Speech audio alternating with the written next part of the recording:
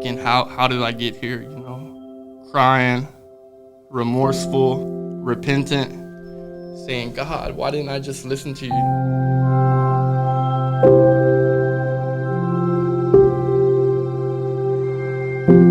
Yeah, God saved me at 23 years old, and I followed him for a year and a half. My life got great, and things were changing all around me. I fell on hard times, with work. My job got slow. I was living with the guy. He said, you know what, I know a good way we can make some money during the winter, and we won't have to worry about money.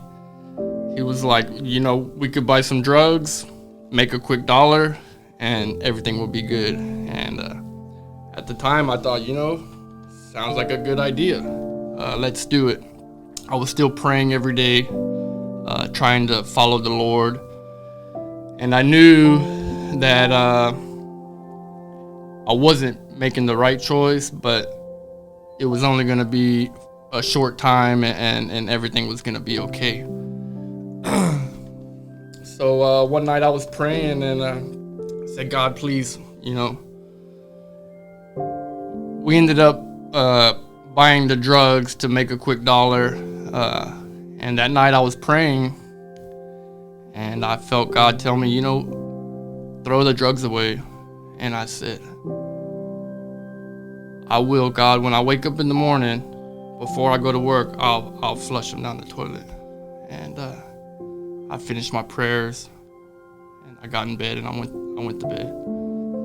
The next morning I woke up, brushed my teeth, went to work, and it was still on my mind. God was telling me, hey, I thought you were gonna flush the drugs this morning. And I told him, I can't, God, I gotta do something, I need to make some money. And that was a struggle all day at work. He was talking to me, saying things like that, and I was going back and forth with him. And then the last time he told me, he said, hey, you said you were going to throw the drugs away. And I said, I remember pushing my hand like that, conversating with the Lord, and told him, I don't want to hear it, you don't understand. I told him I'm broke right now, and he told me, he said, well, what if you go to jail? You're going to be broke, and you're going to be in jail. And I remember just shrugging it off, saying, I don't want to hear that. And that was the last I heard from it.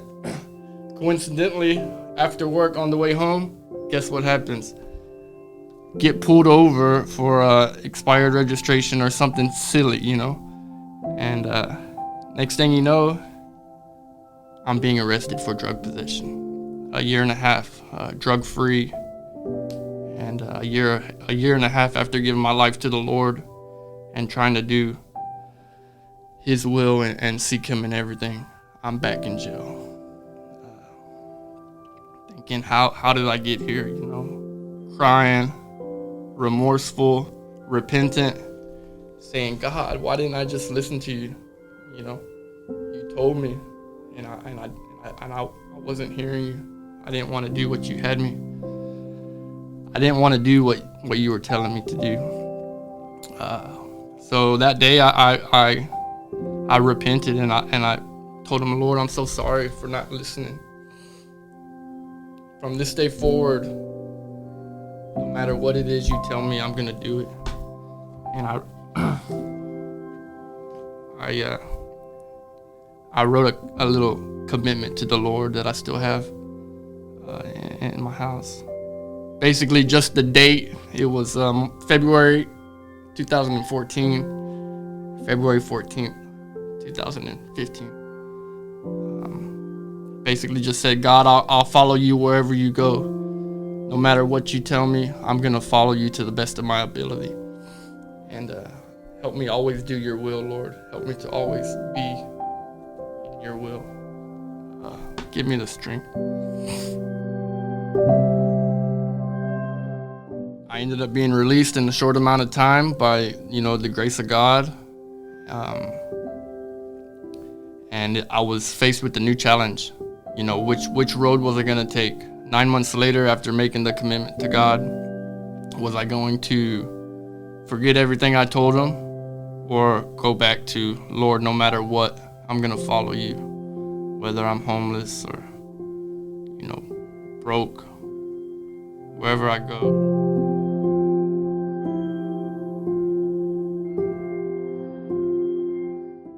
God laid out a path for me.